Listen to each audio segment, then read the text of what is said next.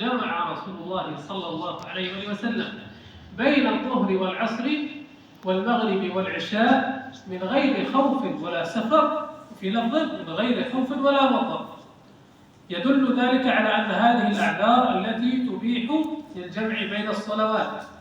فلما سئل بعد ذلك ابن عباس رضي الله عنهما لما فعل ذلك، قال لكي لا يحرج أمته، وفي لفظ لكي لا يحرج أمته، أي لا يوقع العنة والحرج عليهم، لا يقع في الحرج. فمثل ذلك دل بالفهم ابن عباس، وهو الذي أخبرنا صلى الله عليه وسلم وأصدق عليه بحبر الأمة، وهو ترجمان القرآن رضي الله تعالى عنه.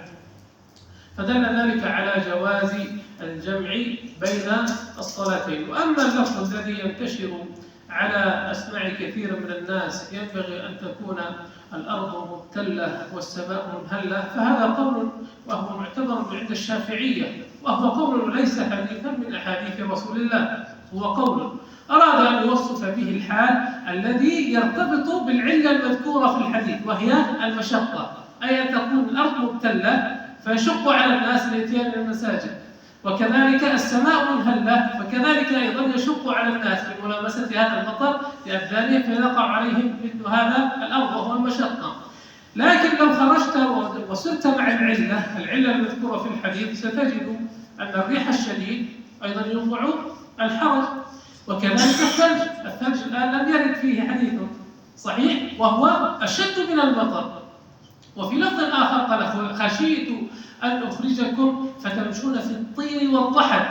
الطين وهو الأماكن التي تصبح منزلقة من أثر إصابة المطر لها، فكل ذلك يدل على أن هذه أعذار تبيح للإمام أن يجمع بين الصلاتين ليخفف على العباد ويصلي، ويكون تقدير ذلك راجع للإمام لا لغيره، لا للمصلين، لا كما يحبه المصلون، وإنما راجع لاجتهاده.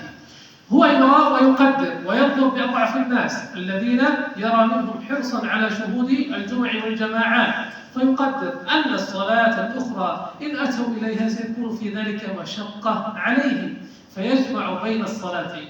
واضح يا أخوة؟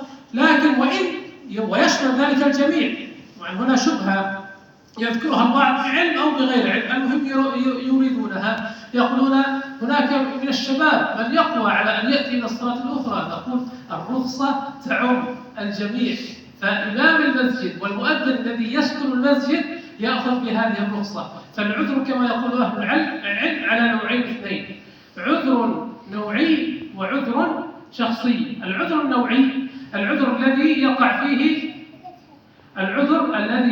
فيه عامة الناس، عذر نوعي كالمطر مثلا، هذا يصيب الجميع لا يأتي على قوم دون قوم. عذر شخصي مثل طبيب يريد أن يدخل على عملية ويستغرق ذلك وقتا طويلا يكون من بينه صلاتين، فهذا عذر شخصي بالنسبة له، جاز له أن يجمع إما جمع تقديم أو جمع تأخير، لكن هذا خاص بهذا الطبيب دون غيره. العذر النوعي الذي يكون على الناس جميعا، فهذا يعم الجميع سواء كان منهم الشاب القوي أو الضعيف الهرم أو الصحيح والمريض، كل ذلك مما يشمله العذر. وهذه من الرخص التي رخص فيها الشارع، والنبي صلى الله عليه وسلم يقول إن الله يحب أن تؤتى رخصه كما يحب أن تؤتى عزائمه. نسأل الله أن يتقبل منا ومنكم صالح الأعمال، والحمد لله رب العالمين.